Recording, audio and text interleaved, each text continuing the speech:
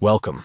In this updated guide, we will discuss how to fix Facebook camera problems. Follow these top ways to troubleshoot and resolve issues with the Facebook camera.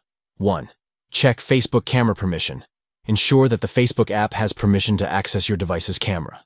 Go to your device settings and grant camera access to the Facebook app. 2. Close background apps. Using the camera. Close any other apps running in the background that may be using the camera. This can free up resources and prevent conflicts with the Facebook camera. 3. Force close Facebook. Force close the Facebook app and then reopen it. This action can help refresh the app and resolve any temporary glitches affecting the camera functionality. 4. Clear Facebook cache data. Clear the cache data of the Facebook app to remove any temporary files that may be causing camera issues. This can improve the performance of the camera feature. 5. Free up storage space. Ensure your device has enough available storage space for the Facebook camera to function properly. Deleting unnecessary files can optimize camera performance. 6. Update Facebook.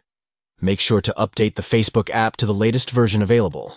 Updates often contain bug fixes and improvements that can address camera problems and enhance performance.